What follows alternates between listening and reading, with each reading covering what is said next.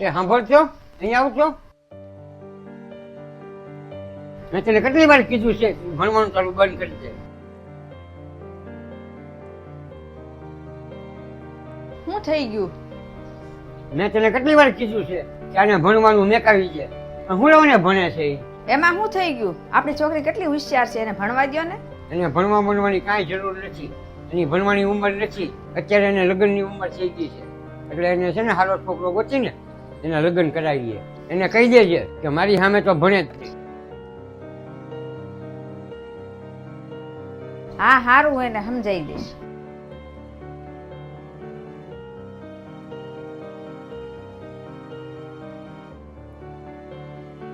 મેં તને કેટલી વાર કીધું છે કે તાર પપ્પાને આવવાનો ટાઈમ થાય ને તો તારે ભણવા નહીં બેસવાનું. તને ખબર તો છે મમ્મી, આજકાલ ભણ્યા વગર કઈ હાલે જ નહીં. એ તો મને ખબર છે, પણ તાર પપ્પાને નથી ગમતું, એમાં હું શું કરી શકું? મમ્મી, તે મારો પહેલાંય ઘણો સાથ આપ્યો છે, બસ તું આગળ મને થોડોક સાથ આપજે. આવતા અઠવાડિયે મારું રિઝલ્ટ આવવાનું છે, એટલે રિઝલ્ટ આવશે ને હું તને 100% ગેરંટી આપું છું કે મને સારા ટકા તો આવશે, અને હું તને કાંઈક બનીને દેખાડીશ. તું કહેશો તો ખરી, પણ આ બહુ અઘરું છે, પણ હું કોશિશ કરીશ તમતાને. એ સાંભળો, તમારે જમવાનું થઈ ગયું છે, તમે અંદર આવીને જમી લો. મારે જમવું નથી, પણ મારે તારી હારે એક જરૂરી વાત કરવી છે, તો અહીંયા આવીને બેસ. હવે આપણે આજકાલને ભણવા ઉપર ધ્યાન નથી આપવાનું, એના લગ્ન માટે ધ્યાન આપવાનું છે.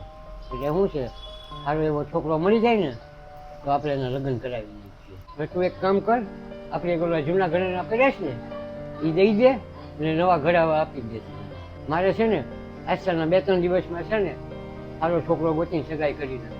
હું તમને એક વાત કહું, તમને ગુસ્સો ન આવે તો એને ભણવું છે તો એને ભણવા દ્યો ને. પાછી તે વાત કરી ભણવાની, મેં તને કીધું ને મારે છોકરીને નથી ભણાવવી. અત્યારે સમય કેવો ખરાબ થઈ ગયો છે ખબર છે? ઘરેથી છોકરાઓ એમ કે અમે ભણવા જઈએ છીએ, પણ ખરેખર એ લોકો ભણવા જતા જ ન હોય.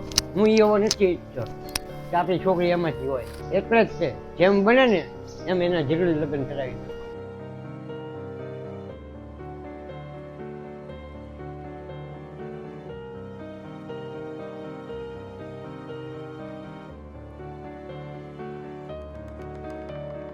એ તને કહું છું, અહીંયા આવતો.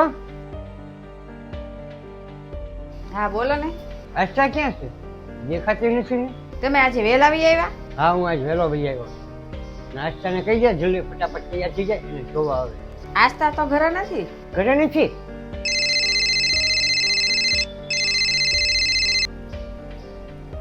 હાલો. હા બોલો બોલો બોલો. હા હું ઘરે જ છું. હા તમે 2 કલાકમાં આવો છો? કાંઈ વાંધો નહીં, આવો આવો.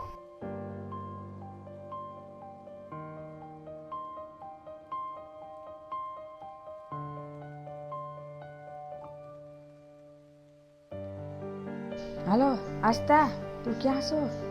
તાર પપ્પા આવી ગયા છે ઘરે, પૂછે છે મને. જલ્દી આવ તું ઘરે.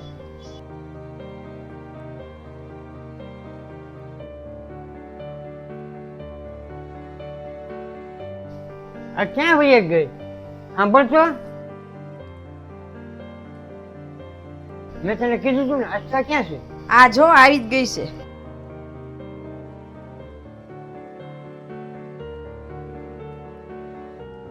આસ્થા ક્યાં ગઈ હતી?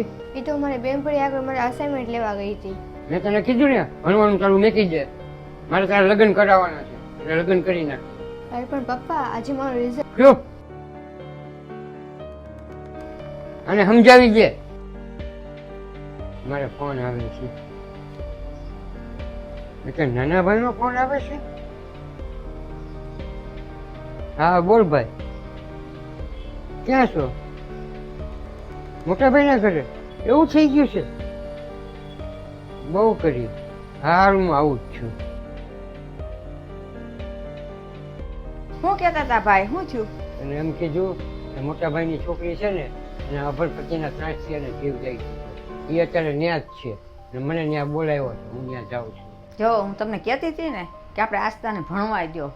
જો તમારા ભાઈની છોકરીએ આવું અભણ પતિને ત્રાસથી છે ને જીવ દેવો પડ્યો ને, ક્યારેક આપણી છોકરી યારે આવું ન થાય ને, એટલે હું કહું છું કે ભણવા દ્યો. તું કહેતી હતી ને એ હાવ સાચું જ હતું. હું જેની હારે લગ્ન કરાવવા માંગતો હતો ને છોકરા હારે, એ બધે પૈસાવાળા બધી રીતે સારા હતા, પણ છોકરો દસ નાપાસ હતો. ને હા આસ્થા, તારે જેટલું ભણવું હોય ને એટલું ભણ, હું તને ના નહીં કર. પણ મારે હવે ભણવું જ નથી. કેમ નહીં ભણવું? તમે મારું સાંભળો છો જ ક્યાં? હું તમને ક્યાંની તો કહું છું કે મારું રિઝલ્ટ આવી ગયું છે અને હું 100% હું પાસ થઈ ગઈ છું. હવે મારે ભણવાની કાંઈ જરૂર નથી. હવે મારે નોકરી કરવાનો સમય આવી ગયો છે. હવે હું નોકરી કરીશ. અરે બા, આ તો બહુ સારું કહેવાય. આવું તો મેં વિચાર્યું જ નહોતું. આ બધું તો છે ને મમ્મીના લીધે થયું છે.